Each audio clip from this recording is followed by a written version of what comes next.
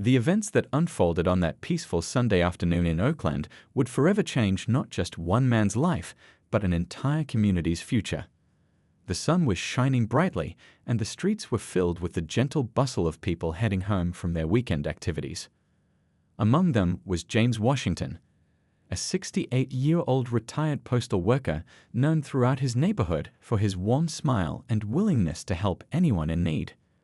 For 30 years, Washington had walked these same streets, delivering mail to hundreds of families, watching children grow up, and becoming a beloved figure in the community. Now retired, he still maintained his weekly routine of attending church services at the New Hope Baptist Church, where he served as a deacon and mentored young people in the congregation. That particular Sunday had been especially meaningful. Washington had just finished leading a youth group discussion about community service and the importance of giving back. His left knee was bothering him more than usual, an old injury from his postal service days that had worsened with age. His doctor had prescribed a sturdy wooden cane, which had become his constant companion over the past few years. As he made his way home, Washington took his time, stopping occasionally to rest and chat with neighbors. Mrs. Johnson, who ran the corner store, waved to him from her doorway. A group of kids playing basketball paused their game to say hello to Mr. W, as they affectionately called him. These small interactions were the threads that wove together the fabric of their tight-knit community. Just 3 blocks from his home, Washington noticed a police cruiser slowly pulling up beside him.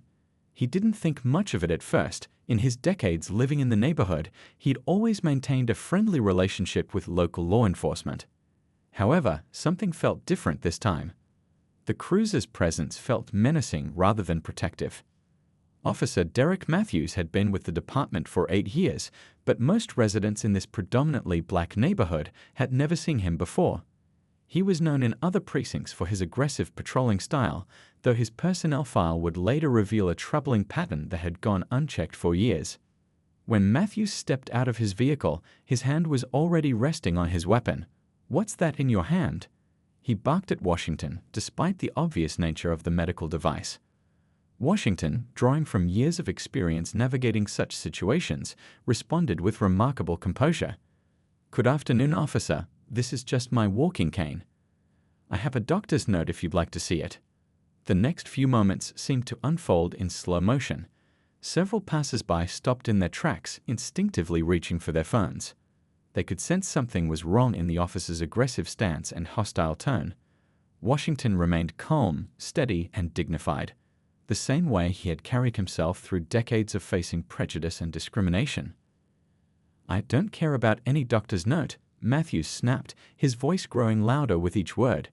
"That looks like it could be used as a weapon." The absurdity of the statement hung in the air. An elderly man, well known in his community, being treated like a threat because of a medical device he clearly needed to walk. Washington tried once more to de-escalate the situation. "Sir, I've lived in this neighborhood for over 40 years. You can ask anyone here who I am. I'm just heading home from church." His voice was steady, but those who knew him well could hear the wariness in it, the exhaustion of having to justify his existence yet again. By this point, a small crowd had gathered. Among them was Tom Chen, owner of the local pharmacy, who had known Washington for decades. Chen had already started recording on his phone, his hands shaking but determined to document what was unfolding. Several others followed suit, their devices capturing what would soon become evidence of an incident that would spark widespread outrage. The tension in the air was palpable. Children were quickly ushered inside by worried parents. Elderly neighbors watched from behind curtained windows, their faces etched with concern for their friend. The scene was building toward a confrontation that would reveal both the worst and best of human nature, one officer's prejudice and abuse of power, and a community's unwavering unity in the face of injustice. As the sunlight caught the badge on Matthews' uniform, no one could have predicted how the next few moments would catalyze a movement for change in their city. Washington stood his ground, dignified and resolute, his cane supporting not just his physical weight, but the weight of decades of similar confrontations faced by countless others before him. The stage was set for a confrontation that would soon make headlines across the nation, serving as yet another wake-up call about the urgent need for police reform and accountability. But more importantly, it would demonstrate the power of community solidarity and the unbreakable spirit of those who face injustice with dignity and determination. Last edited 40 minutes ago. What happened next would be captured by more than a dozen cell phones, security cameras, and dash cams, leaving no room for doubt about the brutal reality of that Sunday afternoon. The peaceful scene shattered in an instant when Officer Matthews suddenly lunged forward, his face contorted with unexplainable anger. "I said drop it," Matthews shouted, though Washington had made no threatening moves with his cane. The elderly man's eyes widened in shock as the officer grabbed the medical device he depended on for balance. In one violent motion, Matthews yanked the cane away, sending Washington stumbling. Without his support, the retired postal worker couldn't maintain his balance on his bad knee. The crowd gasped collectively as Washington fell hard onto the concrete sidewalk. The sound of his body hitting the ground echoed through the street, a sickening thud that would haunt witnesses for months to come. Yet even as he lay there, Washington maintained his dignity, raising his hands to show he posed no threat. Tom Chen's phone captured Matthews' next actions in horrifying clarity. Instead of helping the fallen man, the officer began shouting racial slurs that made the watching children cover their ears. Parents quickly hustled their little ones indoors, but many adults stood their ground, continuing to record while trying to reason with the officer. "He's a senior citizen," someone shouted from the growing crowd. "That's Mr. Washington. He's lived here forever," called another voice. "He needs that cane to walk." But Matthews seemed to have lost all sense of reason and proportion. He pressed his knee into Washington's back, though the elderly man was already completely immobilized. Washington's face showed pain, but he remained remarkably composed, perhaps understanding that his response in this moment would matter for more than just himself. Mrs. Johnson from the corner store pushed through the crowd, her voice shaking with emotion. "I'm calling 911, she announced loudly. "We need real police officers here." Others had already done the same, their voices overlapping as they tried to report the unfolding crisis to emergency dispatchers. The crowd had grown larger now, filling the sidewalks on both sides of the street, but they maintained a remarkable discipline, recording everything while staying back, understanding that any intervention might make things worse for Washington. Their restraint would later be praised as a key factor in how the incident was handled. Young Robert from the basketball court had run to get his father, a retired military veteran who lived nearby. The father arrived just in time to see Matthews handcuffing Washington, roughly pulling the elderly man's arms behind his back despite his age and obvious physical limitations. The veteran immediately began recording while calmly narrating everything he saw, his military training helping him document crucial details. Officer's name tag reads Matthews, he stated clearly for his recording. Time is approximately 2:45 p.m. Subject being detained is James Washington, age 68, a respected member of this community. Mr. Washington is clearly in physical distress and is offering no resistance. Through it all, Washington never lost his composure. Even as Matthews spat vile words at him, the elderly man remained silent, his eyes closed in what looked like prayer. This image of dignity in the face of brutality would soon become a powerful symbol in the fight for justice. Several witnesses would later describe the surreal quality of those moments. The beautiful Sunday afternoon had transformed into something that felt like a scene from the past, a dark reminder that despite decades of progress, some battles were still being fought. A young teacher who lived in the apartment building across the street had the presence of mind to scan the surroundings, noting the security cameras on nearby buildings. Her quick thinking would prove invaluable later, as these cameras provided additional angles of the incident that left no room for doubt about what had transpired. The sound of distant sirens grew louder. Backup was finally arriving. But in those few minutes before other officers reached the scene, Matthews continued his verbal assault, seemingly unaware or unconcerned that dozens of phones were recording his every word and action. Washington's glasses had been knocked off in the scuffle, lying broken on the sidewalk. A young woman picked them up carefully, holding them like evidence, which indeed they would become. The cracked lenses and bent frames would later be photographed as part of the official documentation of the assault. When additional police units arrived, they found a scene that told its own story. An elderly man handcuffed on the ground, a medical device thrown aside, and dozens of community members standing in silent witness, phones raised, documenting everything. The arriving officers quickly recognized that something had gone terribly wrong. The senior officer who took charge of the scene, Lieutenant Thompson, had worked this beat for 15 years. He knew Washington personally. The retired postal worker had delivered mail to his own mother's house for years. The look of shock and dismay on Thompson's face spoke volumes as he quickly assessed the situation. As Washington was finally helped to his feet, his quiet dignity remained intact. Despite his obvious pain and humiliation, he looked at the gathered crowd and managed to say softly, "Stay peaceful, everyone. Let justice take its course." These words, captured on multiple videos, would soon be shared thousands of times across social media platforms. The incident lasted less than 20 minutes from start to finish, but its impact would ripple out far beyond that Sunday afternoon. As Washington was helped into an ambulance for medical evaluation, the community's response was already beginning to take shape. Phone calls were being made, videos were being uploaded, and a movement was being born. Nobody in the crowd that day could have known that this incident would become a turning point, not just for their community, but for the entire city's approach to police accountability. The videos were already spreading across social media platforms, and by nightfall, local news stations would be running the footage, asking hard questions about how such an incident could happen in 2024. By Sunday evening, the incident had ignited a firestorm across the city. The videos of Washington's assault spread rapidly across social media platforms, each share and repost adding to the growing wave of public outrage. But what happened next would show the true power of a community united against injustice. The New Hope Baptist Church, where Washington had attended service just hours before, became the natural gathering point for the community's response.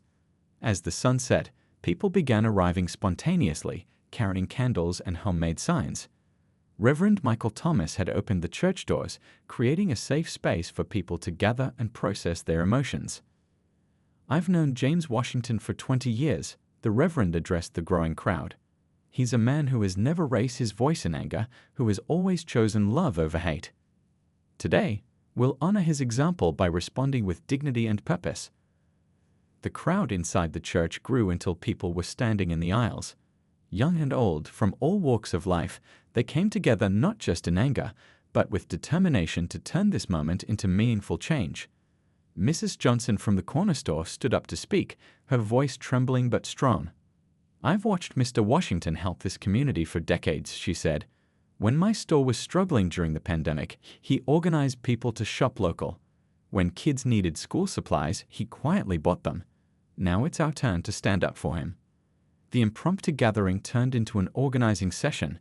People who had never been activists found themselves taking on roles and responsibilities. A young tech-savvy college student set up a social media command center in the church basement, coordinating the sharing of videos and information. Others started planning peaceful protests and community outreach efforts. Local civil rights organizations quickly got involved, bringing their experience and resources to the grassroots movement. They helped coordinate with lawyers who offered their services pro bono, understanding the significance of the case. The footage from multiple angles left no doubt about what had happened, making it impossible to dismiss or explain away. The local news media arrived at the church, but the community controlled the narrative. Instead of focusing solely on the violence of the incident, they highlighted Washington's decades of service to the community. They shared stories of his kindness, his mentorship of young people, and his quiet leadership. "This isn't just about one incident," explained a longtime neighbor who had known Washington for 30 years. "This is about showing the world that in our community, we look out for each other. We stand up for what's right, and we do it the right way." By Monday morning, the movement had grown beyond the neighborhood. Students from local colleges organized peaceful demonstrations. Business owners in the area put up signs supporting Washington in their windows. The owner of a local print shop worked through the night to produce hundreds of posters featuring Washington's words from the incident: "Stay peaceful, everyone. Let justice take its course." The response wasn't limited to protests and social media. Community members organized a practical support network for Washington and his family. People took turns bringing meals, doing yard work, and providing transportation to medical appointments. a retired nurse volunteered to help monitor his recovery from the injuries sustained during the assault. The videos continued to spread, reaching national news outlets. But what caught people's attention wasn't just the shocking footage of the assault, it was the community's disciplined, dignified response. The contrast between Officer Matthews' uncontrolled rage and the neighborhood's peaceful, organized reaction became a powerful symbol. Local leaders couldn't ignore the growing movement. City council members began receiving thousands of calls and emails. The police chief had to address the media, promising a thorough investigation. But the community wasn't interested in just promises. They wanted concrete changes in police training, oversight, and accountability. Social media played a crucial role in maintaining momentum.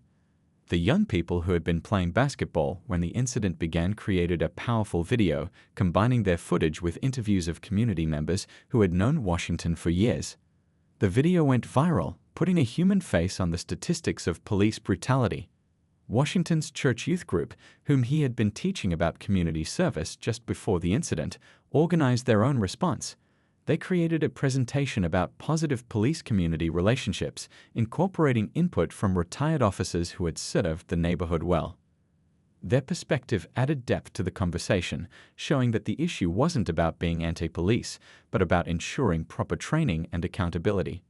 The media tried to dig into Matthews' background, but the community remained focused on systemic changes rather than personal attacks.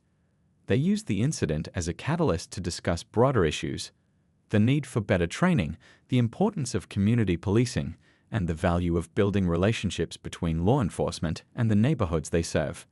A week after the incident, the crowd gathered at New Hope Baptist Church had swelled to fill not just the building but the surrounding streets. People brought chairs and sat in the parking lot, listening to the service through speakers. Washington, still recovering from his injuries, attended virtually, his face projected on a screen. When he spoke, his words were characteristically thoughtful and forward-looking. "What happened to me was wrong," he said, his voice firm despite his visible pain. "But what I see happening now gives me hope. I see people coming together, not falling apart. I see young people leading with wisdom beyond their years. I see a community that knows how to fight for justice while keeping their hearts full of love." The movement was just beginning, but already it was clear that this incident would lead to lasting changes. The community had shown that they could respond to injustice with organization, dignity, and purpose. They had transformed a moment of violence into an opportunity for positive change, all while staying true to the principles of peaceful resistance that Washington had always embodied. As the investigation into the incident began, the truth about Officer Matthews' past started coming to light. The Internal Affairs Department, under intense public scrutiny, couldn't ignore the stack of previous complaints that had been quietly filed away. Each unopened folder told a story of warning signs that had been missed or deliberately overlooked. The department's investigation revealed a troubling pattern. Over his 8 years on the force, Matthews had accumulated 17 complaints about excessive force and biased behavior. Most of these complaints had been filed by minorities, but all had been dismissed with minimal investigation. The revelation sent shockwaves through the police department and city administration. Lieutenant Thompson, who had arrived at the scene that Sunday, became an unexpected ally in the push for accountability. During his testimony to Internal Affairs, he spoke candidly about the culture of silence that had allowed officers like Matthews to operate unchecked. His courage in breaking the blue wall of silence inspired other officers to come forward with their own stories. "I've served this community for 15 years, Thompson testified. "What happened to Mr. Washington goes against everything we're supposed to stand for. We can't protect and serve if people are afraid of us. Something has to change." The district attorney's office moved with unusual speed, largely due to the overwhelming video evidence and public pressure. The footage from multiple angles left no room for doubt. The security camera from Tom Chen's pharmacy provided particularly clear evidence, capturing the entire incident in high definition. The audio from various cell phone recordings documented Matthews' use of racial slurs, making it impossible to deny the bias behind his actions. When the charges were announced, they were comprehensive: assault, civil rights violations, and official misconduct. The district attorney stood before the cameras, her voice firm as she detailed each count. But it wasn't just Matthews who faced scrutiny. The investigation expanded to include supervisors who had ignored previous complaints and the system that had allowed such behavior to continue. The police union initially moved to defend Matthews, as was standard procedure. However, after viewing the complete footage and facing unprecedented pressure from their own members, they made a historic decision to withdraw their support. It was a significant moment that signaled a shift in how law enforcement viewed accountability. Washington's medical records told their own story. The fall had aggravated his existing knee injury and caused new damage to the shoulder.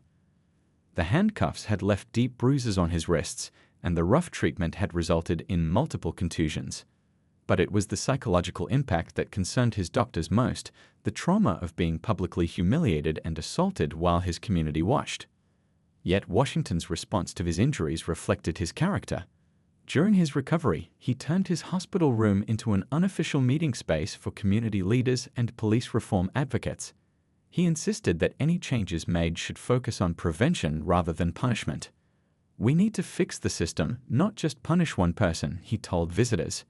"Every officer who gets hired should know this community, understand its history, and be committed to protecting all its people equally." The investigation's findings led to immediate changes in the department. The police chief announced a complete overhaul of the complaint investigation process. New guidelines required that all complaints be reviewed by an independent civilian board. Body camera footage would be automatically uploaded and archived, with regular audits to ensure compliance. But the most significant changes came in training and recruitment. The department began requiring officers to complete extensive cultural competency training. New recruits would spend their first month working with community organizations, getting to know the neighborhoods they would serve.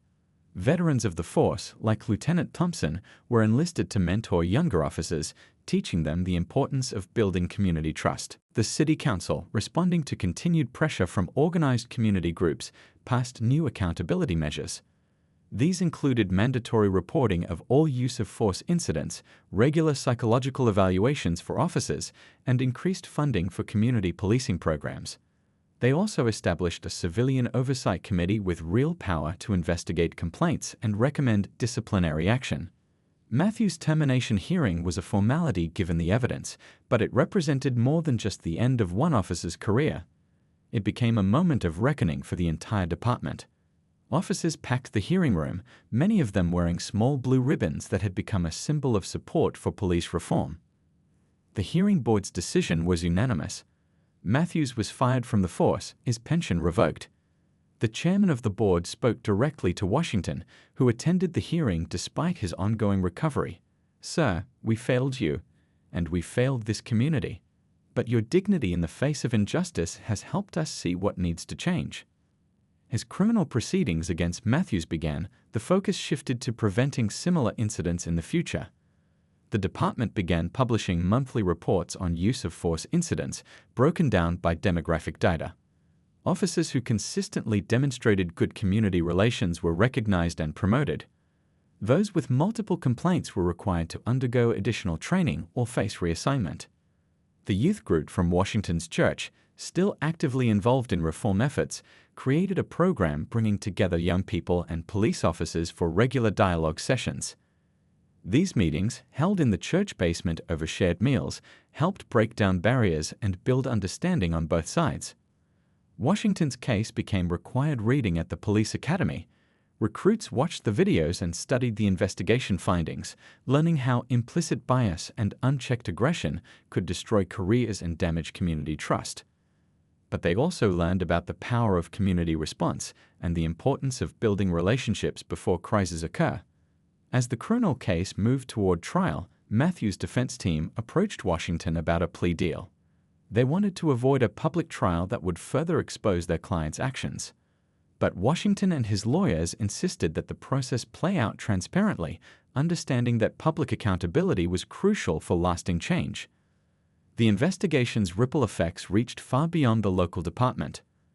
Other cities began examining their own complaint investigation procedures and civilian oversight mechanisms. Police chiefs from across the country visited Oakland to study the reforms being implemented, recognizing that proactive change was better than waiting for their own crisis. Through it all, Washington continued his recovery, supported by a community that had become even stronger through adversity. His example of dignity and resilience in the face of injustice had catalyzed changes that would protect others from similar experiences. The investigation had revealed not just one officer's misconduct, but an opportunity to transform an entire system. 1 year after that fateful Sunday afternoon, the changes sparked by Washington's case had taken root in ways few could have imagined. The courthouse steps were crowded on the morning Matthew's sentencing was announced. The former officer had been found guilty on all counts, but the real victory wasn't in his punishment, it was in the transformation his actions had inadvertently sparked. Washington, now fully recovered from his physical injuries, stood at the podium to deliver his victim impact statement. His voice, steady and clear, carried throughout the hushed courtroom. "I'm not here to ask for revenge," he began. "I'm here to thank everyone who turned a moment of darkness into a movement for change." The settlement Washington received from the city was substantial, but he surprised everyone with his decision to donate most of it to establish a community foundation. The Washington Initiative for Police-Community Partnership would focus on funding programs that built bridges between law enforcement and the neighborhoods they served. "Money can't heal what happened," Washington explained at the foundation's launch, "but it can help prevent it from happening to someone else's father, grandfather, or neighbor. That's what matters most." The foundation's first project was a scholarship program for local youth interested in careers in law enforcement. The requirements were unique. Applicants had to demonstrate not just academic achievement, but also a history of community service and a deep understanding of the neighborhoods they hoped to serve. Lieutenant Thompson, who had become a key figure in the department's transformation, worked closely with the foundation. He helped design new training programs that went beyond traditional police academy courses. Officers now spent time working in community gardens, tutoring at local schools, and participating in neighborhood events. The changes weren't just on paper. A new generation of officers was emerging, trained under the reformed system. They approached their jobs differently, understanding that true authority came from respect and trust, not fear. The number of complaints dropped dramatically, while positive interactions between police and community members increased. The security cameras that had captured Washington's assault were now part of a different story. They regularly recorded officers stopping to help elderly residents carry groceries, playing quick games of basketball with local kids, and participating in community events. These positive interactions were shared during training sessions, showing new recruits what good policing looked like. Washington's church youth group had grown into a formal organization, the Young Leaders for Justice. They'd organized regular forums where young people could speak directly with police officers about their concerns and experiences. These conversations weren't always easy, but they were always honest, and they led to real understanding on both sides. Mrs. Johnson's corner store, where she had first witnessed the incident, became an unofficial community center. Officers on patrol would stop in for coffee and conversation with local residents. The store's bulletin board displayed photos of positive police-community interactions alongside announcements for upcoming neighborhood events. The Civilian Oversight Committee, established in the wake of the incident, had proven its worth. Their quarterly reports showed a steady decline in use-of-force incidents and an increase in community satisfaction with police services. Other cities began sending representatives to study the model, leading to similar reforms across the country. Tom Chen, whose pharmacy security camera had captured the crucial footage, noticed a different kind of change. Before, when people saw a police car in the neighborhood, they would tense up, he said. Now they wave. The officers wave back. It seems simple, but it means everything. The basketball court where young people had been playing that Sunday was renovated and expanded. Now, twice a month, it hosted community police basketball games. Officers and local youth played together, building relationships that went beyond badges and uniforms. The games always ended with shared meals and conversations about making the community stronger. Washington still used his cane, the same model as before, but not the same one. The original had been logged into evidence, a silent witness to both injustice and transformation. But he had found a way to turn even this symbol of the assault into something positive. Each year, on the anniversary of the incident, he would lead a walk for justice through the neighborhood, joined by community members and police officers alike. The media occasionally returned to do follow-up stories, expecting to find that the changes had faded with time. Instead, they'd found a community that had grown stronger, a police department that had become a model for reform, and a man whose dignity in the face of injustice had inspired lasting change. At the one-year anniversary gathering in New Hope Baptist Church, Washington looked out at the filled pews, community members, police officers, and city officials all sitting together. Sometimes, he said, his voice carrying to every corner of the room, what looks like an ending is really a beginning. What happened to me was wrong, but what we've built together is right. The young tech-savvy students who had once coordinated the social media response now ran workshops teaching other communities how to organize effectively for change. Their manual, From Incident to Impact, a community's guide to peaceful reform, was being used across the country. The department's training videos now included a section called The Washington Standard, teaching officers how to recognize and address bias in themselves and others. But more importantly, it taught them how to build the kind of community relationships that made biased actions less likely in the first place. As the sun set on that anniversary evening, Washington sat on his porch, watching officers patrol his street. They weren't just driving by, they were walking, stopping to chat with residents, knowing people by name. One young officer paused to help a child retrieve a ball that had rolled under a car. Washington smiled, remembering his own words from a year ago, "Let justice take its course." The course of justice had indeed led somewhere unexpected. What began as a moment of pain had transformed into a movement of hope. The cameras that once captured violence now recorded reconciliation. The community that had stood together in protest now stood together in progress.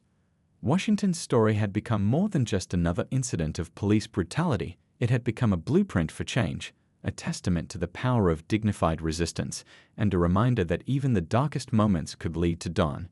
His legacy wasn't just in the policies changed or the systems reformed, but in the daily interactions between police and community members who had learned to see each other as neighbors rather than adversaries.